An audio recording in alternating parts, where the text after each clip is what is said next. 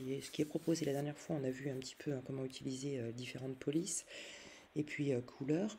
Là, je repars du même visuel.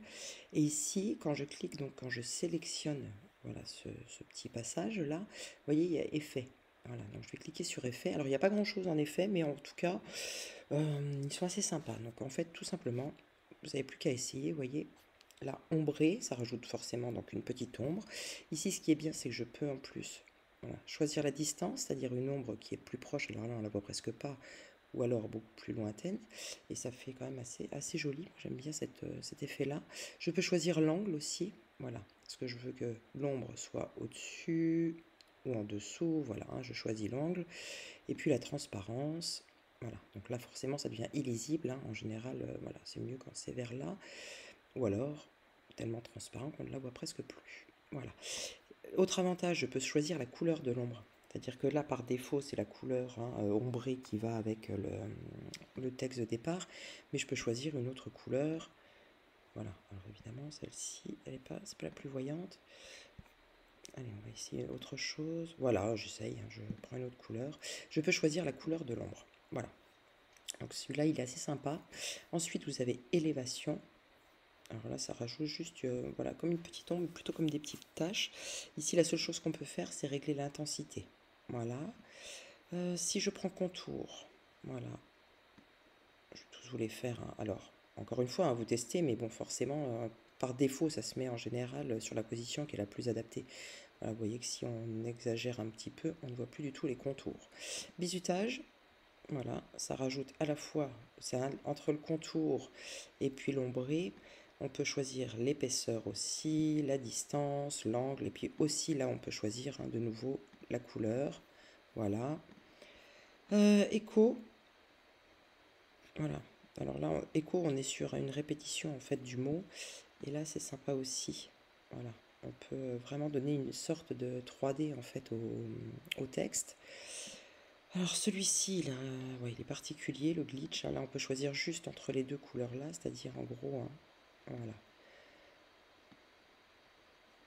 Et puis l'angle, tout simplement, voilà. Ensuite, néon.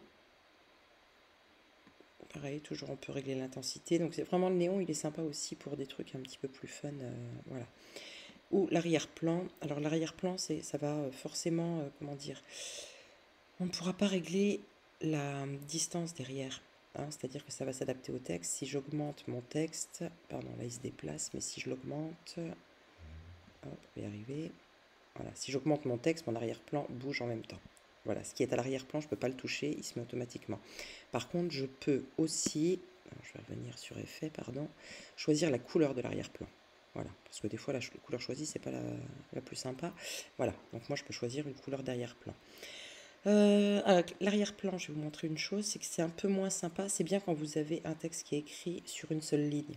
Parce que vous allez voir que dès que c'est écrit sur deux lignes, ça donne ça et c'est moins joli. Voilà. Ça donne cet arrière-plan-là, c'est-à-dire ça découpe et ça fait un petit peu moins joli. Voilà.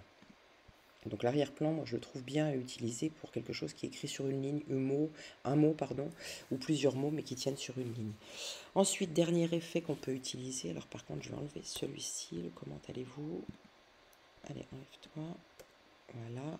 Je vais juste rajouter... hop, je mets juste bonjour. Décidément, mon texte est varié. Bonjour, bonjour. Et là, dans les effets, je vais aller chercher le courbé. Voilà. Alors, il est sympa, le courbé, à utiliser de temps en temps. Voilà. Parce que je peux aussi choisir, voilà, la courbe. Alors, si je veux quelque chose qui soit juste un petit peu, voilà, hors des lignes, hein, ou sinon je décide vraiment que ça fasse un rond. Mais alors attention, parce qu'évidemment, plus mon texte est long, plus ça devient complètement illisible. Alors, attendez, hop, pour faire plus simple, on va faire ça. Voilà. Ça devient compliqué à lire, évidemment, ou alors ça peut être, voilà, pour un peu de fun, mais plus le texte est long, plus ça devient compliqué à lire. Là, il faut faire une rotation au niveau des cervicales. Voilà pour les effets sur les textes. La prochaine fois, on verra comment animer des textes.